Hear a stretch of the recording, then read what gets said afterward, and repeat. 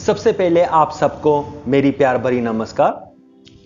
जिडू कृष्णा मूर्ति जी कहते हैं कि अगर आप इनलाइटनमेंट को पाना चाहते हैं, अगर आप मोक्ष को पाना चाहते हैं, तो हमें क्या करना होगा? तो हमें अंडरस्टैंड व्हाट इज करना पड़ेगा। तो ये बात थी पहले इंग्लिश में, अब मैं इसको हिंदी में एक्सप्लेन करता हूं। वो कह रहे हैं कि जो है उसको गहराई से समझना, उसको गहराई से समझ कर ही हम इनलाइटनमेंट को पा सकते हैं।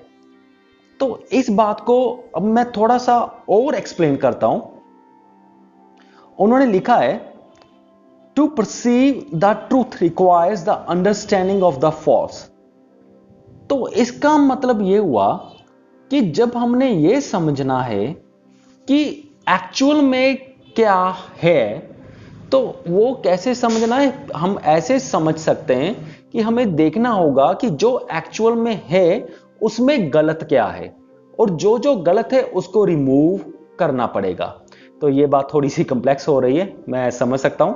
तो इसको मैं थोड़ा सा और इजी करता हूं। जैसे कि हमारा माइंड होता है, तो हम क्या देखते हैं, जैसे हम दुनिया को देखते हैं, हम वैसे नहीं देखते जैसी वो दुनिया है।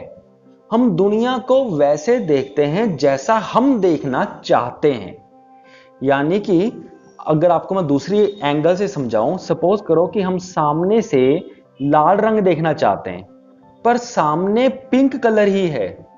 तो हम क्या करते हैं, हम अपने माइंड को कंडीशन ऐसे कर लेते हैं कि हमें वो पिंक कलर भी रेड कलर ही दिखाई दे, हमें वो गुलाबी रंग भी लाल रंग ही दिखाई दे। तो ये एग्जाम्पल मैंने सिर्फ आपको एक समझाने के लिए दी, ये एक पूरी एक्यूरेट एग्जाम्पल नहीं है, पर मैं आपको सिर्फ एक मैंने एग्जाम्पल दी है कि हम गुलाबी रंग को भी लाल रंग ही देखने लगते हैं अपने माइंड को कंडीशन कर करके।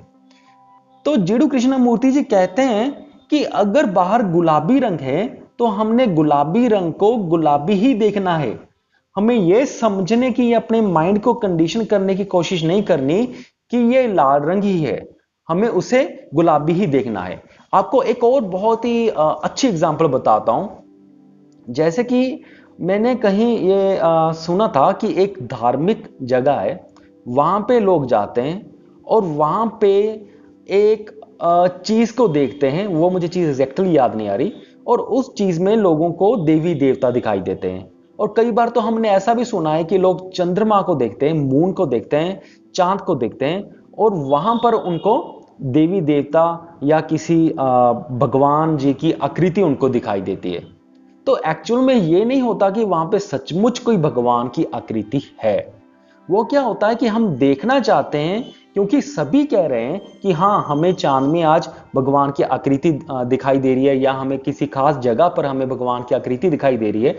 जब हम लोगों से, सारे लोगों से, अपने आसपास के लोगों से ऐसा सुनते हैं, तो हम भी ये इमेजिन करने लग जाते हैं अपने मन में ही कि हाँ, वहां पर वाकई कुछ है, वहां पर वाकई भगवान की आकृति है। और जब हम देखते हैं, हमारा माइंड कंडीशन इतना ज्यादा हो चुका होता है, हमें वहां सचमुच भगवान की आकृति दिखाई देने लगती है, पर एक्चुअल में होती नहीं।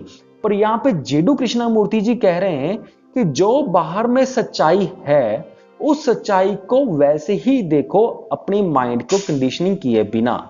अगर वहां पर कोई आकृति नहीं दिखाई दे रही है तो कहो वहां पर हमें कोई आकृति दिखाई नहीं दे रही। अपने मन ही मन अपने आप को यह कहने मत कहो कि नहीं नहीं, वहां पर आकृति है, लेकिन सिर्फ तुझे ही दिखाई नहीं दे रही। ऐसी अपने माइंड में बातें मत करो, क्योंकि ऐसे बातें करने से ही हमारी माइंड की कंडीशनिंग होती है। सो मुझे उम्मीद है कि आपको यहां तक समझ आ गया होगा। अब नेक्स्ट पॉइंट कहते हैं कि हमने सच्चाई को, हमने जो कुछ भी अपने आसपास है उसको एज इट इज देखना है। तो इस बात में सिर्फ एक चांद वाली एग्जांपल हो गई, और बाकी है कि जब हम रिलेशनशिप को देखते हैं तो उसे देखना है कि क्या वाकई ही उसमें जो घटिया चीजें हैं, जो झूठी चीजें हैं, वो क्या है। ऐसा नहीं करना कि जैसे आसपास वालों ने बोल दिया कि हाँ, अभी ये रिलेशनशिप तो बहुत अच्छा होता है, इस रिलेशनशिप में तो ये चीजें हो ही नहीं सकती। ऐसा नहीं करना। जब आपकी लाइफ में किसी भी रिलेशनशिप में कुछ झूठी चीजें आ रही हैं तो उन झूठी चीजों को आपने खुद को कहना है कि हाँ ये तो झूठी है। ऐसा नहीं कि सारे समाज को बोलते रहना है, ऐसा नहीं करना। सिर्फ अपने आप को सच बोलना है कि हाँ ये चीज झूठी है और ये चीज नहीं होनी चाहिए और इस चीज को मैं रिमूव करूंगा। ऐसे ही जब आप अपने दिमाग में कुछ भी सोचते हो, जब भी आपको डिटेक्ट हो जाए कि हाँ मेरे दिमाग में ये बात झूठी है, इस बात में कुछ ज्यादा सच नहीं है, ये बात फजूल की है, हमने उसी वक्त उस बात को डिटेक्ट करना है और आगे से उस बात को अपने दिमाग से रिमूव कर देना है। उस बात को कभी भी इंपॉर्टेंस नहीं देनी। तो जीडू कृष्णमूर्ति जी आगे लिखते हैं कि enlightenment is getting rid of falseness, यानी कि जो झूठेपन को, जो झूठापन है हमारी लाइफ में, अगर हम उसको धीरे धीरे रिमूव करते जाएं, डिटेक्ट करते जाएं, रिमूव करते जाएं, कट करते जाएं, अपनी जिंदगी से बाहर निकाल फेंकें, तो बाकी जो धीरे धीरे बचने लग जाएगा और एक वो एनलाइटनमेंट होगी। आप ऐसा समझ सकते हो कि पता नहीं एग्जांपल देनी सही बैठेगी या नहीं, कि जैसे जैसे फॉल्सनेस को रिमूव करते जाओगे वैसे वैसे आप एनलाइटनमेंट के पास आते जाओगे, उसका लेवल बढ़ता जाएगा। और जब सारी फॉल्सनेस, सारा झूठापन आपकी जिंदगी से बाहर हो गया तो तब आप एनलाइटनमेंट हो जाओगे, ऐसा जीडू कृष्णमूर्ति जी कहते हैं।